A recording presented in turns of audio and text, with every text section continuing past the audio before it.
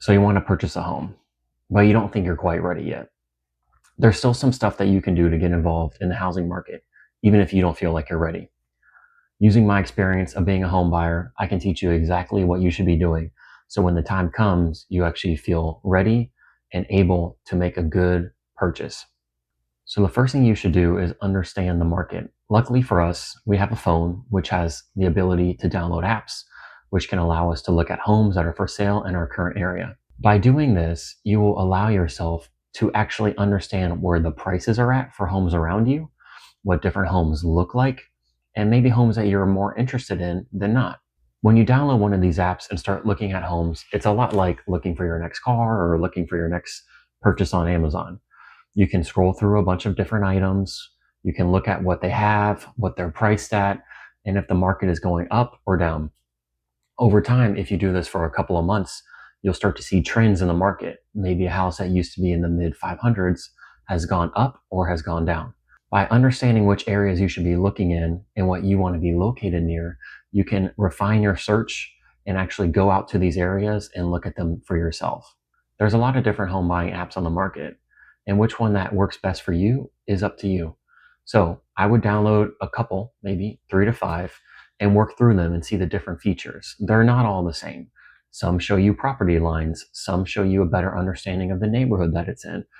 Others have better estimates of what the price should cost. So once you find one of these apps that works for you, lock into it and start looking diligently every day or every week at what houses are popping up near you and what houses are being sold. Pay attention to how fast homes are being sold. Some homes get listed on a weekend and they're already pending by Monday. Pending usually means that someone has made an offer and the seller is considering that offer. Essentially, it's off the market for the time being. And it's possible that homes can come back on the market from a pending status, but it's not likely.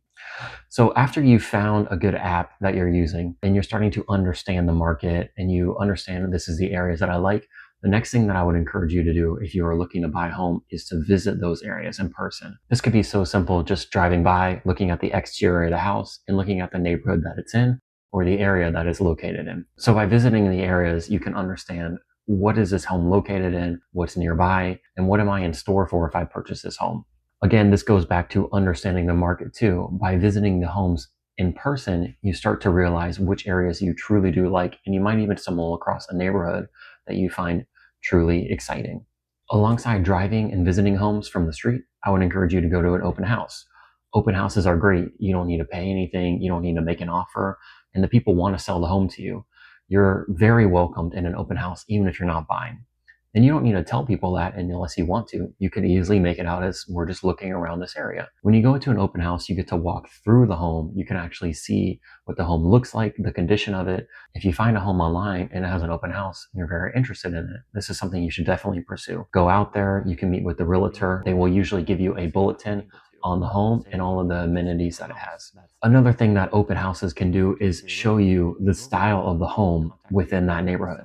So for example, you might love a neighborhood, but you go to an open house and find that the home was built maybe in the 70s or the 80s, and the style is not as new as what you would like. So maybe if you're looking in this neighborhood for the future, you want to refine your search to homes that have been renovated or homes that have been modernized, unless you're looking to put the work in to do it yourself. Now, if you like this video, please like and subscribe. If you're looking for a home or you're in the purchase phase, I make videos all about this content and how to also add value to your home once you're in it. If you have come all this way and you find some homes that you really like and you feel like you're getting a little bit more serious and might even be making an offer, this would be the time where you want to consider if you need to have a realtor or not. A realtor can help you by opening doors that you might have previously not been able to. Say you're interested in a house that's not having an open house. You can reach out to your realtor, and your realtor can contact the agent that is selling the house and possibly get you a private showing of just that house. Also, outside of that, they might send you suggestions or any houses that are within your market range, but usually it just depends on the type of realtor that you have and how busy they are. So say you've come all this way, you've understood the market, you're visiting homes, and you really have a taste for what you want. This next step here is what I would call getting serious. This is only when you have the money available and you know that you are ready to make an offer and move into a home. The first thing I would say in this group would definitely be to save your money. You don't need 20% for your down payment. You could do less than that. It just really depends on how much you're making each month and what the bank will approve. This could also be the time where you use a mortgage calculator and really understand your budget and learn that my range for houses is from this number to this number, and I need to stay within that. Another thing you could do in this group is to get pre-qualified. Now, don't get confused with pre-approval. Pre-qualification is a very early step on. It has no hit to your credit. A pre-approval does hit your credit, so you want to wait until you're actually making offers for that. A pre-qualification is not anything on your credit. It's what they call a soft pull, but it really allows you to understand your range and where you should be looking at based on what the banks know about you, your income, about your savings account. This will also allow you to factor in interest rates and really understand what type of house you should be looking at. Now, it's completely optional. You don't need to do that. And some people buy a home without even ever getting pre-qualified. You do need to eventually get pre-approved. You're about to make an offer. Now, you've come all this way. You understand the market. You visited homes. You feel very educated on what you like and what you don't like.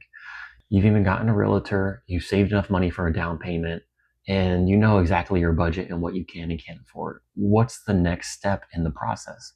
Well, you're no longer wanting to be a home buyer at this point. You're almost a home buyer. The next step is really just to find a home and to make an offer. Whether you use a realtor or not, that's up to you. You could contact the seller on your own and submit an offer.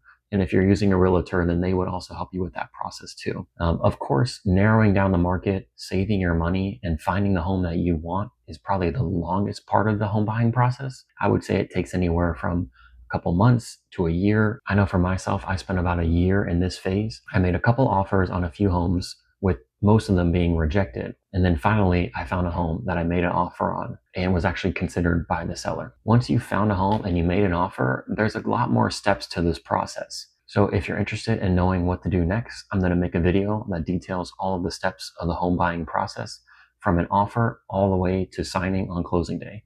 And you can click on that video somewhere over here.